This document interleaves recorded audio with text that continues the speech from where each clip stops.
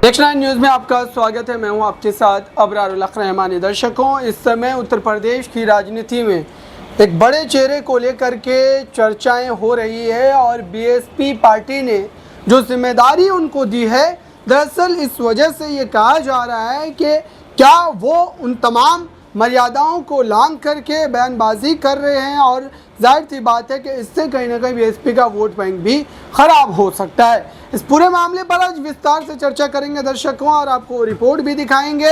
ये बताने की कोशिश करेंगे क्या वाकई मायावती का उन पर कोई कड़ा एक्शन हो सकता है, लेकिन उससे पहले आइए आपको एक रिपोर्ट दिखाते हैं। चलाता है साथियों, इन सरकारों ने, भाजपा की सरकार बुलडोजर की सरकार नहीं, यह आतंकवादियों की सरकार है। अपनी आवाम को गुलाम बना कर रखा है। ऐसी सरकार का समय आ गया है अब खत्म होने का, और यहाँ पर बहुजन समाज पार्टी की सरकार बनाकर, बहन जी को प्रधानमंत्री बनाकर यहाँ पे उत्तर प्रदेश में बहुजन समाज पार्टी का राज कायम करने का।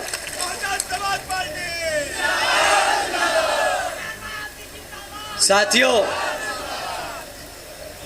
अगर हमारी बात थोड़ी ज़्यादा छुप गई हो और इलेक्शन कमीशन को लगे कि हमें तालिबान नहीं बोलना चाहिए था या भाजपा को आतंकवादी नहीं बोलना चाहिए था, तो हम उनसे दरख्वास्त करेंगे कि यहाँ उतर के आके देखें और गांव-गांव में घूमें और पता करें कि यहाँ के जो बहन बेटियाँ हैं, जो हमारे युवा हैं, वो किस हालत में जी रहे हैं। वो खुद समझ जाएंगे कि जो हमने कहा वो गलत नहीं, वो सत्य है, वो सच है, वो हमारी आवाम आज जी रही है।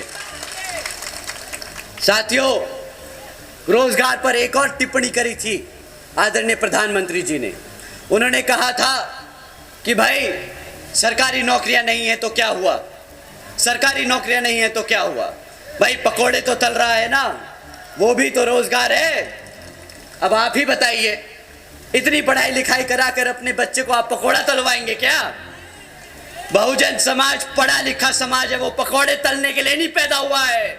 वो यहाँ अपने भारत की संविधान के आधार पर चलकर अपने भारत को आगे बढ़ाने का काम करेगा। बहुजन समाज पहला सवाल लटकाए, इतनी तेज धूप में आप हमें यहाँ सुनने आए हैं। हमारी माताएं बहनें जो आज इतनी बड़ी संख्या। तो आपने देखा दर्शकों, मेरे साथ पांशी मौजूद हैं, इनसे समझते हैं कि आखिरकार आकाश आनंद के इन बयानों को लेकर के आपकी राय क्या है, और क्या उत्तर प्रदेश में अब ये चेहरा दलितों के बीच एक नई जान फूंकने की कोशिश कर रहा है, और उसका फायदा भी जो है बीएसपी पार्टी को लोकसभा चुनाव में मिलने वाला है। देखिए, आकाश आनंद जिस तरह से बीएसपी के लिए चुनावी प्रचार कर रहे हैं, जिस तरह से उन्होंने यहाँ पर आगे बढ़कर जिस तरह से फैसले लेना शुरू कर दिए, उसके बाद से आकाश आनंद चर्चा का विषय बन गए। सबसे बड़ी बात यहाँ पर आकाश को लेकर ये निकल के आती है कि जो उनके भाषण दिए जा रहे हैं, जिस भाषा शैली का वो इस्तेमाल कर रहे हैं, उस भाषा शैली के चलते देखा जाए वो विवादित बयान देने वाले नेताओं में भी अब शामिल होते हुए नजर आ रहे हैं।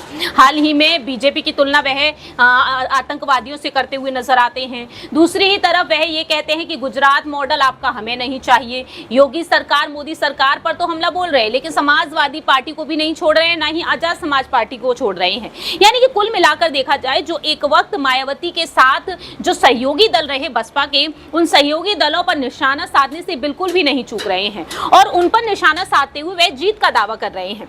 और ऐसे में आकाश आनंद के ये भाषण यहाँ पर ये सवाल भी खड़े कर देते हैं कि आखिरकार आकाश आनंद इस दम पर जीत दिला पाएंगे अपने प्रत्याशियों को जिस भाषा शैली का इस्तेमाल कर रहे हैं, क्योंकि सवाल ये उठना भी शुरू हो जाएंगे, जिस पार्टी के कोऑर्डिनेटर इस तरह की भाषा का इस्तेमाल कर रहे हैं, तो आखिरकार नेताओं के व्यवहार पर क्या कुछ असर पड़ेगा, ये बड़ा सवाल उठ जाता है। आकाश आनंद विदेश से पढ़ाई करके आए हैं और इस तरह की भाषा का जो वह इस्तेमाल कर रहे हैं, इसके बाद से सवाल उठना तो लाजमी बन ही रहा है। बिल्कुल दर्शकों, क्योंकि ये मामला इस वक्त चर्चा का विषय है, और मायावती को लेकर के जो अब सूत्र बता रहे हैं, उनका यही दावा है कि जो है आकाश आनंद पर कार्रवाई की गाज जो है वो भी गिर सकती है, और इसकी संभावना जो है वो हमें देखने को भी मिल रही है। लेकिन दूसरा सवाल ये है कि आखिरकार उत्तर प्रदेश में इस वक्त अब क्या इन तमाम बातों का नुकसान जो है वो भी उठाना पड़ सकता है बसपा को, चूँकि जो तमाम वोटर्स, तमाम समाज के वोटर्स एक साथ आते हैं, बीएसपी के लिए वोट करते हैं, उसमें क्या टूट फूट की स्थिति देखने को मिलेगी?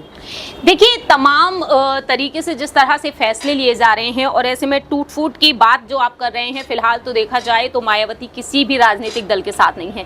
लेकिन आने वाले समय में जब राज्य में विधानसभा चुनाव होंगे उत्तर प्रदेश में, तब यहाँ पर मायावती का फैसला क्या होगा? क्योंकि सपा और बसपा के गठबंधन से हमने देखा कि 10 सीटों पर बसपा जीत हासिल करती है, लेकिन समाजवादी पार्टी 5 सीटों पर ही सिमटती हुई नजर आती है। और आज के समय में हमने देखा कि इंडिया अलायंस कहीं ना कहीं साथ चाहता था मायावती का, और इंडिया अलायंस का यहाँ पर साथ, इंडिया अलायंस की तरफ से साथ मायावती से भी मांगा गया, लेकिन मायावती इनकार करती हुई नजर आई। अखिलेश यादव के सुर उनके लिए एक वक्त कठोर रहे, लेकिन एक वक्त उनके जो सुर रहे वो बदल गए, नरम रुख अपनाते हुए नजर आए, और वह ये कह देते हैं कि मायावती जरूर किसी ना किसी दबाव में ये फैसले ले रही हैं। तो अब यहाँ पर आने वाले समय में ये देखने वाली बात यहाँ पर दिलचस्प हो चुकी है कि आखिरकार एक बड़ा फैसला मायावती आने वाले समय में लेंगी या फिर नहीं। टूट-फूट की स्थिति पर अगर बात कर ली जाए, बीजेपी में शामिल होने को लेकर सवाल पूछे गए आकाश आनंद से कि बीजेपी की तरफ रुख रहेगा मायावती का बहुजन समाज पार्टी का या नहीं, तो उन्होंने साफ तौर पर यहां पर खुलकर जवाब दिया कि फिलहाल तो ऐसी कोई आशंकाएं नहीं है, लेकिन स्थिति परिस्थिति कुछ और बनती है तब की तब देखी जाएगी।